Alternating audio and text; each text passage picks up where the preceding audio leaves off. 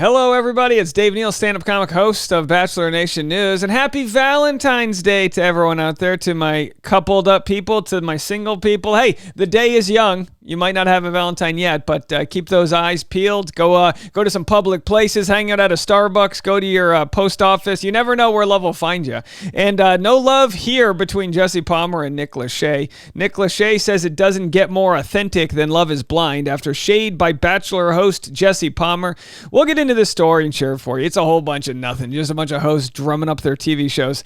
Oh boy, you love to see it. Now follow me on Instagram at DNeals, patreon.com/Dave Neal. I'll be live at 10 a.m. for behind the scenes content. And every afternoon, Bachelor Rush Hour, the hit podcast, keeps climbing the ranks, number 6 in entertainment news across the United States. If you haven't listened yet, get on board for our special Valentine's Day episode of Bachelor Rush Hour this afternoon. Of course, tomorrow we'll be in San Diego for a sold-out stand-up show with Katie Thurston, but I will be posting some of the clips afterwards on patreon.com/Dave Neal. All right, let's get into it. What was said? Here's Nick's new show. Let's share this with you. I'll be covering this show. I'll at least cover the first 2 or 3 episodes and see if we like it. It is essentially the Bachelor in Paradise version of Netflix's dating show. They compile all the different stars, villains, whatever, heartthrobs of the different Love is Blind and Circle and other Netflix shows, and they put them on a beach to play games. Here's what Nick said. Valentine's Day plans. We brought together some of the most famously single stars from Netflix shows like Love is Blind and The Ultimatum to see if they could find their perfect match. The first 4 episodes drop today. Grab the popcorn, it's going to be good.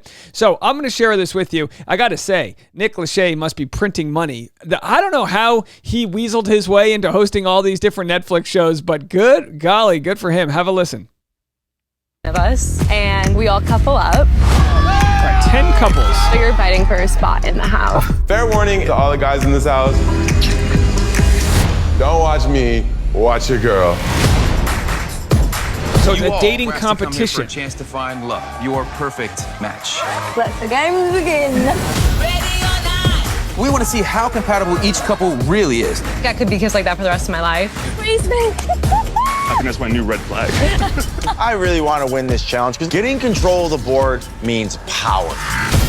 So there's some sort of matchmaking board that exists there. It seems to have more of a game aspect than Bachelor in Paradise. Bachelor in Paradise, the only game is you get a rose, you get to stay, right? You kind of match up that way. But anyhow, this will be interesting. Of course, Netflix has a more global reach than Bachelor. Bachelor probably controls more of the daily, or definitely controls more of the daily conversation within the United States. But, you know, I guess I'd be an idiot if I didn't cover this. So we'll be watching this. Make sure to hit subscribe on the channel to get those alerts. I think we'll have our first recap up tomorrow morning as we talk about it. But what went down here? Nick Lachey says it doesn't get more authentic than Love is Blind. I don't know if I agree with that.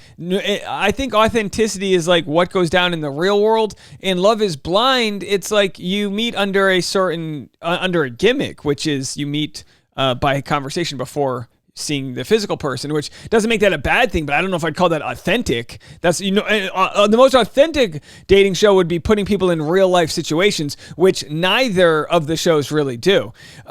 A year after Jesse Palmer took over hosting duties on The Bachelor, the season 5 leading man was asked what he thinks about the many dating shows on screen today, including Love is Blind, Love Island, and Too Hot to Handle. The Bachelor was first, Jesse Palmer, 44, told E! News. I think a big part of The Bachelor is about authenticity and really trying to get back to what the core of the show has always been about and what it's supposed to be about. Speaking to People, Love is Blind's Lachey, who co-hosts the Netflix series with his wife Vanessa, had a simple response. I don't think it gets more authentic than Love is Blind. Again, like I said, I disagree. I don't think either are authentic. Explain the 98. The most authentic is probably like Real World. Wouldn't that, or like Jersey? I could argue that Jersey Shore is more of an authentic dating show than Love is Blind or The Bachelor, right? You take a bunch of people in their 20s, you pour a lot, gasoline on a fire, you give them a lot of alcohol, they make a lot of mistakes. That sounds like most 20-somethings I know. Explain the 98-degree singer, 49. The whole premise of the show is authenticity. It's getting to know someone for their true, real self and then introducing the physical. Like I said, I mean, I guess you could argue that that's authentic. I just don't think that's what more often than not happens in the real life. So therefore, it's gimmicky in a sense. To me, it's a gimmick.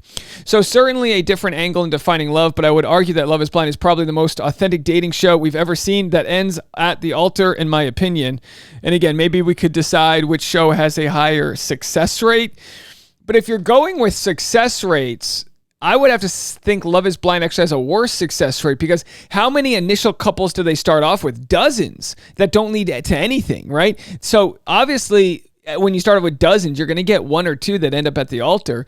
But how many of those shows have actually developed into long-term families, Anyway, so that's where they're at. And then, of course, Jesse has responded. And, it's a little, I wouldn't call it a beef. I mean, that's exactly what I called it right here. They're beefing. But, of course, we're barrel scraping, so a beef is a beef. Now, here we have Jesse Palmer, of course, former football player, describing recently on the Rich Eisen show, which I love that he's in the sports world, because there's sort of fish out of water aspect of these interviews. It's one thing to be on Almost Famous and everyone's in the Bachelor world talking about it, but here you have a sports caster being like, what was that like, telling your coach you were going to be on a dating show? Have a listen. And because remember, Jesse Palmer was the 5th Bachelor, so this was kind of before it was in its current form. So the timing worked out for that really great. The show was super new. That's right. I was trying to wrap my head around what it was about, but I'm someone that never says no, and I love experiences. The best part of that, it's a nice shirt. The least fun part of that experience, though, was being driven to Newark Airport to fly to start filming. Yes. And my agent calls and says, you got a new head coach on the Giants. You got to call him and tell him what you're doing. I said, okay, fine. Who is it? He goes, Tom Coughlin just got hired. Oh, my God. Oh, yes. Oh, no. I don't know if you know much about football. I played in high school. You know me. Formula fed, Irish Catholic Dave. I don't have too much insight into the National Football League here. But football is life when you're in the pro world. And here he is saying, I'm going to go do some Hollywood stuff. You know he's going to get torched by everyone. And I'm like, dude. How does that conversation I'm like, go? dude. But Jim Fossil was cool with it.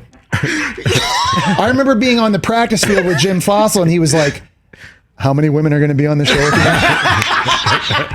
Everybody was good. And Jesse Palmer tells a killer story. No wonder he's the host. This guy he's good. You got to give him credit. He's good. then I get the phone call on the way to Newark Airport.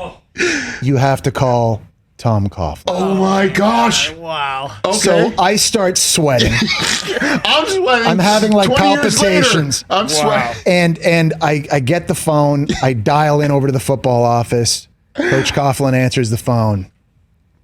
And I'm like, hi, Coach. This is the first time you've ever. I mean, I had talked to him, I think, at my pro day. There was like a quick run in at the University of Florida with the Gators. Yes. And I'm like, hey, Coach. My name's Jesse Palmer. I'm one of the quarterbacks on the team. And I start trying to get into like, how do you explain The Bachelor to Tom Coughlin? And so like I'm like spewing verbal diarrhea and just like all over myself, and I'm like trying to explain it to him, and I'm waiting. There's no answer. He's never interjecting. Okay. Like there's nothing. And finally, after like a weird, awkward pause, will you be back in time for minicamp? Yeah. We finished filming in February. Yeah. Well, then why are you calling me? I'll see you. Go blue, Coach. Go blue. Put the phone down. Shoot the show. Come back. Fast forward. Months later, show's airing. Yes. We're in the Meadowlands. We're in a stretch line. Yeah. Coughlin's walking in the stretch How line. did I just find this? I got to break this up, by the way. This was released 13 days ago. This is hilarious. What a hilarious story. He walks by Tiki Barber, and he's like, Tiki, remember, 5 points of pressure. Can't put the ball on the ground. He walks by Jeremy Shockey. He's like, remember now. In line, and you're releasing option route. Work the leverage. And then he walks by me and he goes, Jessica? No, he did not. You picked Jessica? So, like, that was essentially my reality.